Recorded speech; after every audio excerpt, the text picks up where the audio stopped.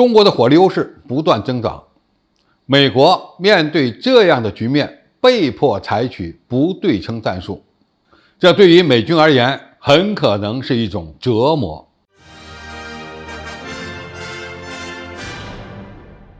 观众朋友、网友朋友，大家好，我是付天少。在美国的全球大战略之中，如何应对中国的军事力量崛起，是其重中之重。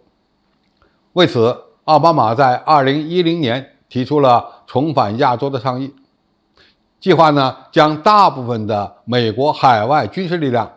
都部署到亚太，以减少在中东和欧洲的兵力。在经济上，美国同步推出了 TPP， 以应对中国高速发展的经济影响力。10年以后，美国非但没有拿出有吸引力的经济战略方案，在军事力量重返亚洲也表现出了明显的退势。美国军事观察杂志认为，面对中国军队火力优势的不断增长，美军被迫要采取非对称的战术。那么，什么是美军所声称的非对称战术呢？就是要使用那些低成本的武器和游击战术来应对解放军不断增长的军事实力，而非过去美军经常采用的用绝对实力碾压对手的战法。这对于习惯在军事科技领域领先一代的美军来说，已经变成了一种折磨。按照美刊的说法，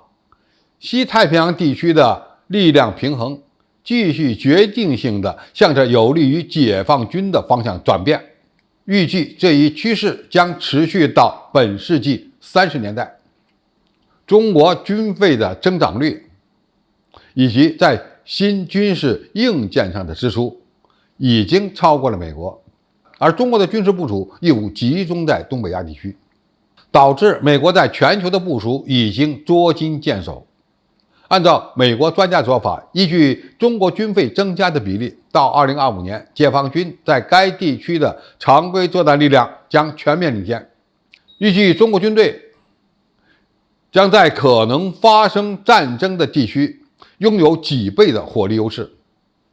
随着力量平衡的快速变化，美军似乎越来越多地考虑采用不对称战术来对抗解放军。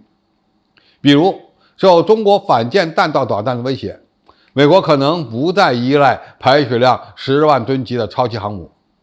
而是更多的部署4万吨级的闪电航母，也就是2栖攻击舰，或者是美国国会力主研发生产的2万吨到4万吨级的制海舰。正值中国投资建设一支强大的超级航母舰队的时候，美国人被迫选择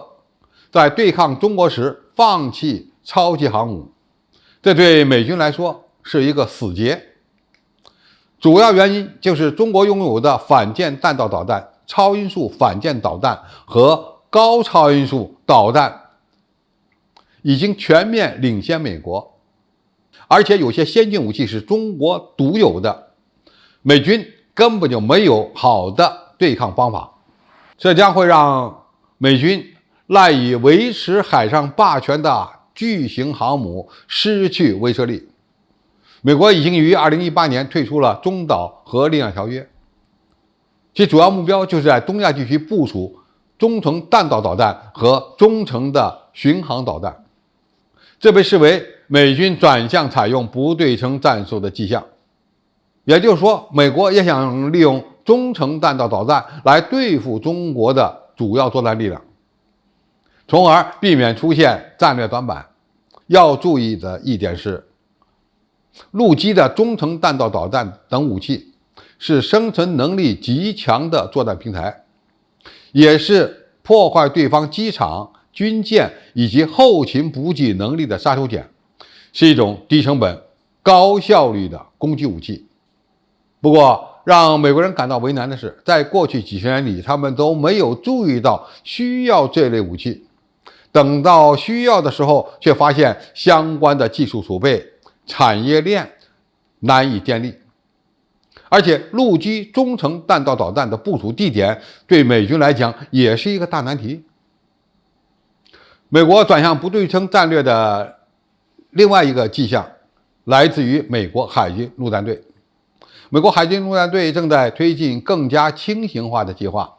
即放弃所有的坦克以及大部分的装甲车和火炮系统。美国的福布斯网站称，预计美国海军陆战队将试图以不对称且有点像游击队的战术来对付中国的常规部队，在不要求美国舰队进行激烈战斗的情况下，帮助其水面舰艇实现目标。这些呢，都与美国军方自第二次世界大战以来所青睐的手段存在着巨大的差别。当时美军可以在战斗中依靠火力和技术优势发挥作用。从美国的观点不难看出，解放军对美军威慑最大的武器仍然是东风快递，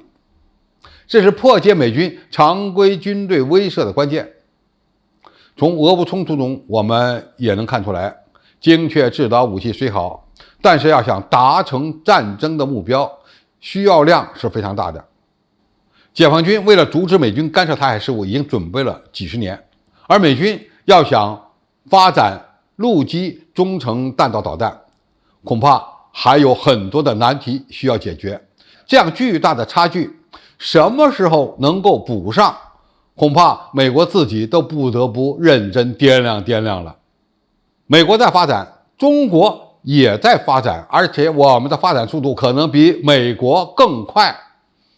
好，今天的评述就到这里，谢谢大家收看，我们下期再见。